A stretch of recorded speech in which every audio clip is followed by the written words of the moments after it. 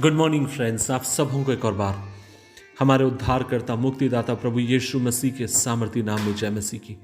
आज के मनन का भाग हमने लिया है याकूब की किताब अध्याय 4 उसकी 7 आयत, book of James chapter 4 verse 7। और ये एक बहुत ही सुपरिचित एक आयत है और मैं विश्वास करता हूँ आप इसको मुंह जबानी जानते होंगे। लिखा है, इसलिए परमेश्वर के अधीन हो जाओ और शैतान का सामना करो। अजीजों, परमेश्वर का वचन आपसे मुझसे कहता है कि आपको मुझे परमेश्वर बुलाता है ताकि आप और मैं शैतान का सामना करने वाले हो।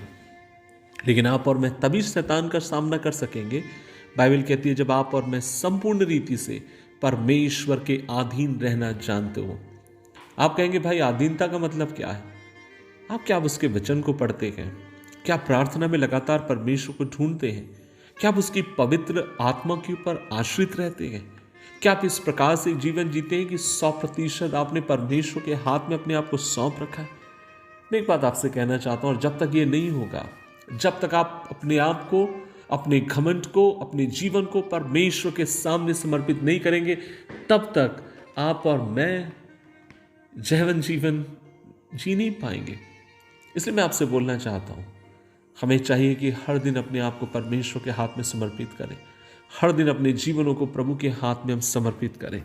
अजीजों, मुझे कहानी याद आती है। द्वितीय विश्व युद्ध के समय हिटलर को मालूम हो गया कि उसकी पराजय पक्की है और तभी उसने अपने सैनिकों को छोड़कर आत्महत्या कर ली।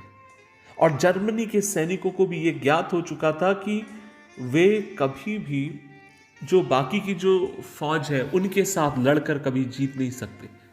और इसलिए उन्हें चाहिए था कि वे सफेद कलर के जो युद्ध के समय झंडे उठाए जाते थे, और उसका मतलब यह था कि जो सामने वाली पार्टी लड़ना नहीं चाहती, आपके साथ संधि करना चाहती है, समर्पण करना चाहती।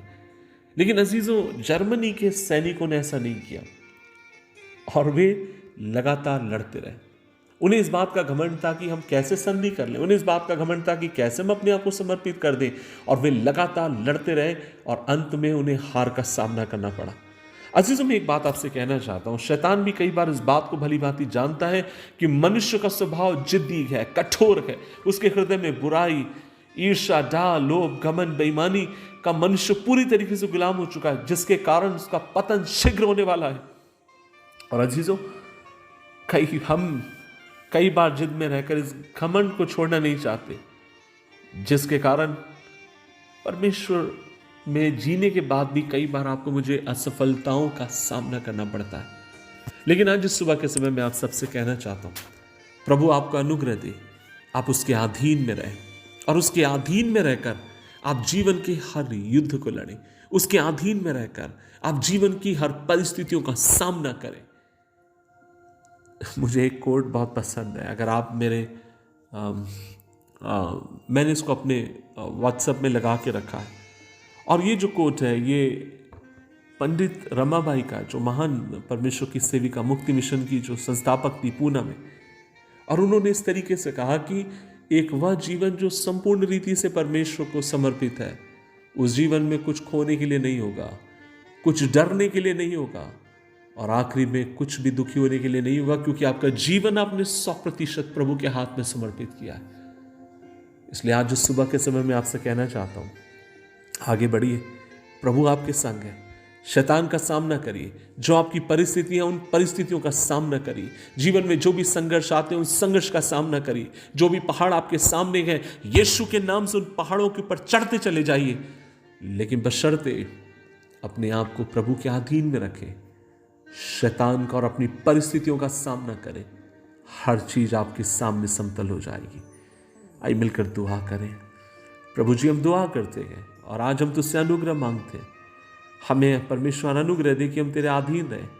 हम में से बहुतों को नहीं आता प्रभु कैसे अधीन रहना, लेकिन तू हमें सिखा दे पिता, क्योंकि हम जानते हैं जब हम अपने आप को तेरे अधीन कर देंगे, शैतान और इस दुनिया के ऊपर हम जय पाएंगे खुदा।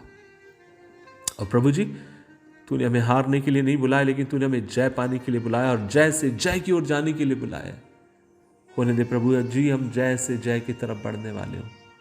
अपने पवित्र लहू में हमें ढांपे रख, अपनी आशीष को हमारे जीवन में बनाए रख। धन्यवाद कि तू हमेशा हमारी दुआओं को सुनता है, हमारी इल्तिजाओं पर तू कान लगाता है।